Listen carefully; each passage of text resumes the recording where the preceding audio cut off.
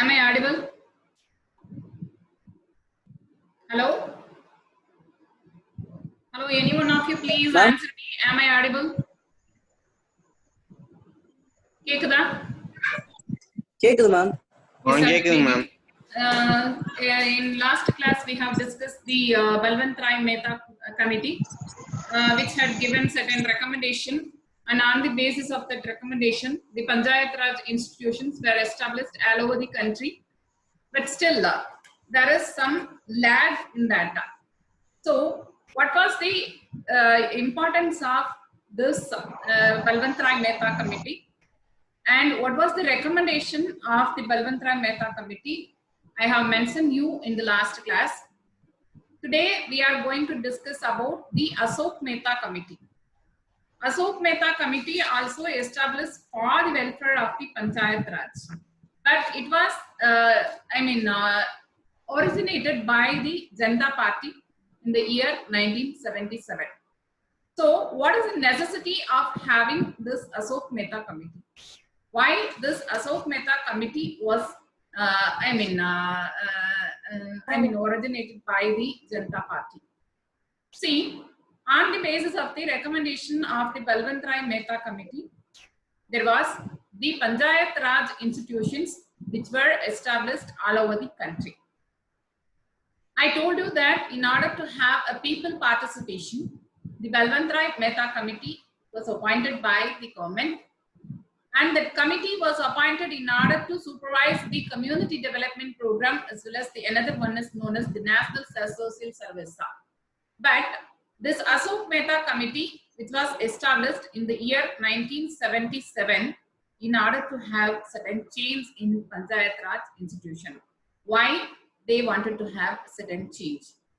In the beginning, after the recommendation of Balwant Rai Mehta committee, there was the establishment of the Panchayat Raj institution. Still, in some states, the importance was not given to the Panchayat Raj institution. At the same time, there was one drawback which is responsible for the decline of this Panchayat Raj institution all over India. Why? The lag of the finance, the insufficiency in finance, which is responsible for the decline of the Panchayat Raj after the recommendation which was given by the Balwant Rai Mehta committee. Still, the elections, already recommendation, the Janata Party decided to take some steps, but unfortunately, the Janata Party was removed from power, and the recommendation which was given by the Ashok Mehta committee was left also. So this is the introduction of this Ashok Mehta committee. See, Tamilla nama discuss panna poradhu enna appdin pathona Ashok Mehta committee write panni pakkathula 1977 போன கிளாஸ்ல நான் சொல்லியிருந்தேன். நான் பல்வந்த் ராய் மேத்தா குழு பத்தி நான் சொல்லியிருந்தேன். இந்த கிளாஸ்ல வந்து நம்ம டிஸ்கஸ் பண்ண போறது அசோக் மேத்தா குழு. பல்வந்த் ராய் மேத்தா குழு சில பரிந்துரைகளை கொடுத்தது. அதுல நான் சொல்லியிருந்தேன், வில்லேஜ் பஞ்சாயத்து என்று அழைக்கப்படக்கூடிய கிராம பஞ்சாயத்துகளுக்கு தேர்தல் நடத்தப்பட்டு பிரதிநிதிகள் தேர்ந்தெடுக்கப்பட வேண்டும் அப்படின்னு சொல்லிட்டு போன கிளாஸ்ல சொல்லியிருந்தேன். ஆனா பஞ்சாயத்து சமிதிக்கும் இன்னொன்னு வந்து பேர் என்ன, ஜில்லா பரிஷத்துக்கும் ரெண்டுக்குமே வந்து நாமினேட்டட் மெம்பர்ஸ் இருக்கலாம் அப்படின்னு சொல்லிட்டு நம்ம டிஸ்கஸ் பண்ணோம். சோ இந்த பேசிஸ்ல கீழடுக்கு கிராம பஞ்சாயத்து, இந்த சென்டர் நடுவுல வந்து பஞ்சாயத்து யூனியன் அல்லது பஞ்சாயத்து சமிதி, அதே மாதிரி மேலடுக்காக வந்து எது செயல்பட்டது அப்படின்னு சொல்லிட்டு பார்த்தோம்னா ஜில்லா பரிஷத் வந்து செயல்பட்டது. இது வந்து எந்த இதுல கொடுக்கப்பட்டது அப்படின்னா பல்வந்த் ராய் மேத்தா குழுல கொடுக்கப்பட்ட அம்சங்கள்.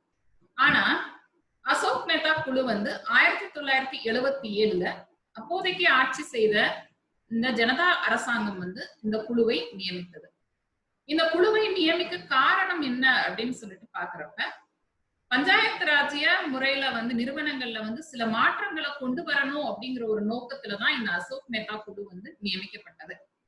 ஏன் அந்த மாற்றங்கள் கொண்டு வரணும் அப்படின்னு சொல்லிட்டு அந்த அரசாங்கம் யோசிச்சது அப்படின்னு சொல்லிட்டு பாக்குறப்ப, பல்வந்த் ராய் மேத்தா குழு கொடுத்த அந்த பரிந்துரைகளின்படி நாடெங்கிலும் பஞ்சாயத்து ராஜ் நிறுவனங்கள் துவக்கப்பட்டன, செயல்பட்டு வந்தன.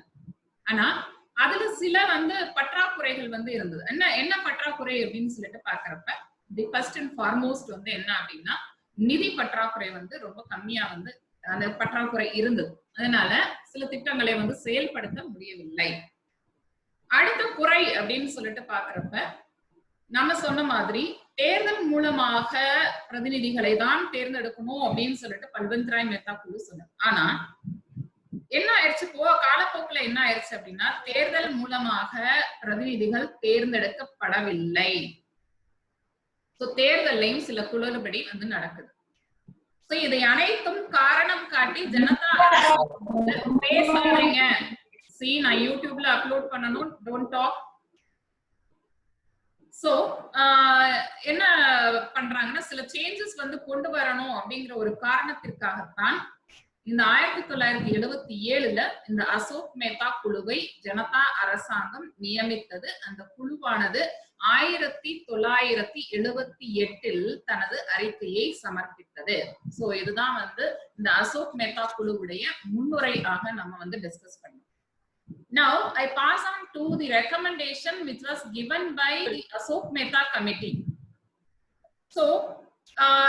The Balwant Rai Mehta committee which recommended 3-tier system. The top level, there is Jilla Parishad. At intermediate level, there is Panchayat Union or Panchayat Samiti. At the low level, there is Village Panchayat. This was the recommendation given by the Balwant Rai Mehta committee. Whereas in Ashok Mehta committee, there is the recommendation which was given by that committee is 2-tier system. நல்லா தெரிஞ்சுக்கோங்க. பல்வந்த் ராய் குழு பரிந்துரைத்தது 3 அடுக்கு முறை, அசோக் மேத்தா குழு பரிந்துரைத்தது 2 அடுக்கு முறை. So that is the difference. So what is the 2-tier system? There may be a mandal panchayat. There may be a mandal panchayat at village level. And second one is at the district level, there may be a Jilla Parishad. So this is the 2-tier system which was introduced by the Ashok Mehta committee. So Ashok Mehta குழுவுடைய பரிந்துரைகள் அப்படின்னு சொல்லிட்டு பாக்குறப்ப நான் முதல்ல சொன்னேன், நான் இங்கிலீஷ்ல சொன்னேன் தமிழ்ல சொன்னேனான்னு தெரியல. அசோக் மேத்தா குழு 1978ல தனது பரிந்துரையை சமர்ப்பித்தது. ஆனா அந்த பரிந்துரையை வந்து செயல்படுத்துவதற்கு முன்னாடியே வந்து ஜனதா அரசாங்கம் வந்து பதவி விலக நேரிட்டது. அதனால இந்த அசோக் மேத்தா குழுவுடைய பரிந்துரைகள் ஒன்றும் செயல்படுத்தப்படவில்லை. ஆனா நம்ம வந்து என்ன சொல்லுச்சு அந்த குழு அப்படிங்கறத கண்டிப்பா நம்ம படிச்சாகணும். அசோக் மேத்தா குழு வந்து தனது பரிந்துரையை சமர்ப்பித்ததுல 2 பரிந்துரையை வந்து சமர்ப்பித்தது. ஒண்ணு வந்து என்ன சொல்லுது அப்படின்னு சொல்லிட்டு பாத்தீங்கன்னா கிராம அளவுல மண்டல பஞ்சாயத்துகள் நியமிக்கப்பட வேண்டும், 2 அடுக்கு முறையை அறிமுகப்படுத்தியது. கிராம அளவுல மண்டல பஞ்சாயத்துகள், மாவட்ட அளவுல எது செயல்படணும் அப்படின்னு சொல்லிட்டு வலியுறுத்தியது அப்படின்னு பாத்தீங்கன்னா ஜில்லா பரிஷத் வந்து செயல்படணும் அப்படின்னு சொல்லிட்டு வலியுறுத்தியது. சோ ப்ளீஸ் நோட்ஸ் எடுத்துக்கோங்க. ஃபர்ஸ்ட் வந்து மண்டல பஞ்சாயத்துகள். So what is Mandal panchayat? The committee recommended that the mandal panchayat should be introduced in the place in the village where should be the population 15,000 to 20,000. So if the population is 15,000 to 20,000, the village is eligible to establish the mandal panchayat. And the gram panchayat which was recommended by the Balwant Rai Mehta committee was changed into mandal panchayat by the Ashok Mehta committee. And at the same time there must be a direct election. So election should be a direct, representatives should be elected on the basis of the direct election. The reservation should be given to the scheduled caste, scheduled tribes as well as the women folk. And the development schemes which were introduced on the basis of the village level and the poverty alleviation program, these two also given to this Mandal Panchayat, and it was also the responsibility of the Mandal Panchayat. So Mandala Panchayatgal அப்படினா என்ன?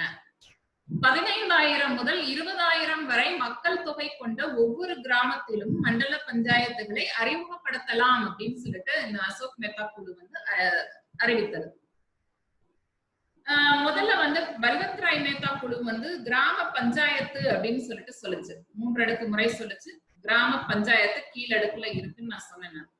So அந்த கிராம பஞ்சாயத்து என்று அழைக்கப்படக்கூடிய அதை நீக்கிட்டு மண்டல பஞ்சாயத்தை கொண்டு வரணும் அப்படின்னு சொல்லிட்டு அசோக் மேத்தா குழு வந்து வலியுறுத்தியது. சோ மக்கள் தொகை 15,000 20,000 மக்கள் தொகை கொண்ட கிராமங்கள்ல இந்த மண்டல பஞ்சாயத்தை உருவாக்கலாம். அது தவிர இந்த மண்டல பஞ்சாயத்து வந்து உறுப்பினர்களை நேரடியாக தேர்ந்தெடுக்க வேண்டும். தேர்ந்தெடுக்கப்பட்ட பிரதிநிதிகள் அதில் இருக்க வேண்டும். இடஒதுக்கீடு யார் யாருக்கு கொடுக்கணும் அப்படின்னு சொல்லுது அப்படின்னா, தாழ்த்தப்பட்ட மற்றும் பழங்குடி இன மக்கள் மற்றும் பெண்களுக்கு இடஒதுக்கீட்டை வழங்க வேண்டும் என்றும் வலியுறுத்தியது. கிராம அளவுல வந்து அரசாங்கத்தால் அறிமுகப்படுத்தப்படும் வளர்ச்சி திட்டங்கள் மற்றும் பவர்ட்டி அலிவேஷன் புரோகிராம் என்று அழைக்கப்படக்கூடிய இந்த வறுமை ஒழிப்பு திட்டங்கள், இதை அனைத்தையும் இந்த மண்டல பஞ்சாயத்து தனது பொறுப்பாக எடுத்துக்கொள்ள வேண்டும். So this is the மண்டல பஞ்சாயத்து. அதுல இருக்கக்கூடிய gram sabha. So the instruction which was given by the Asok Mehta committee regarding the Mandal Panchayat, I have told you. Now I pass on to the Gram Sabha. There should be a Gram Sabha which should be established in every village. The voters of that village must be the members of that Gram Sabha. And once in 6 months, the meeting should be conducted. And the head, he may be a Gramin, he may be a head, village head, whatever it may be. The head of the Gram Sabha, he has to be convene the meeting. And the Gram Sabha, it did not considered as the organ of local institutions. The Gram Sabha, which has to give importance to the Mandal Panchayat as well as the another one known as Jilla Parishad. So this is regarding Gram Sabha. கிராம சபையை பத்தி இந்த committee வந்து சொல்லுது. கிராம சபை என்பது ஒவ்வொரு கிராமத்திலும் அமைக்கப்பட வேண்டிய ஒன்று அப்படின்னு சொல்லிட்டு சொல்லுது. அப்ப ஒவ்வொரு கிராமமும் ஒரு கிராம சபையை பெற்றிருக்க வேண்டும். கிராமத்துல வாக்களிக்கக்கூடிய அனைவரும் வந்து அந்த கிராம சபையின் உறுப்பினர்கள் ஆவர். கிராம சபையுடைய கூட்டம் 6 மாதத்திற்கு ஒரு முறை நடத்தப்படும். கூட்டத்தை தலைமை தாங்கக்கூடியவர் அந்த கிராம சபையின் தலைவர். கிராம சபை என்பது உள்ளாட்சி நிறுவன அடுக்காக இதில் கருதப்படவில்லை. கிராம சபையின் பரிந்துரைகளுக்கு மண்டல பஞ்சாயத்துகளும் ஜில்லா பரிஷத்தும் தகுந்த கவனம் செலுத்த வேண்டும்.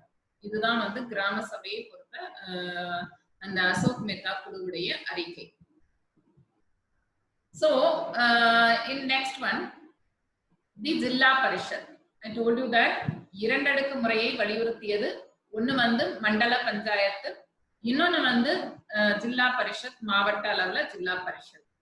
இந்த மாவட்ட அளவுல சொல்லப்பட்ட இந்த ஜில்லா பரிஷத்தை பத்தி இந்த கமிட்டி என்ன சொல்லுச்சு?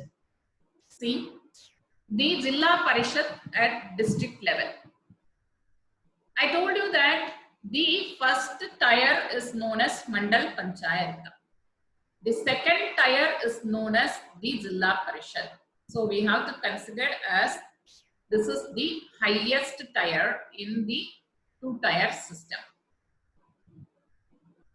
Regarding the Jilla Parishad, this Jilla Parishad should be directly elected by the people. You have to know the difference between Balwant Rai Mehta committee as well as the Asok Mehta committee. In Balwant Rai Mehta committee, it was mentioned that the direct election should be for the village panchayat. The nominated members should be in panchayat union as well as the Jilla Parishad. Whereas in Ashok Mehta committee, it was mentioned that the Jilla Parishad should be directly elected by the people. And who were the members of this Jilla Parishad? See, the representatives of Cooperative Bank of the district. Mute your mic. And the representatives of the local self institutions. And the MLAs and MPs of that area. They can be the members of this Jilla Parishad.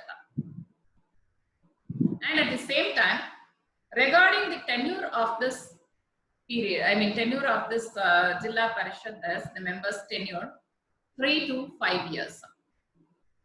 And at the same time, among the members, one should be selected as the head.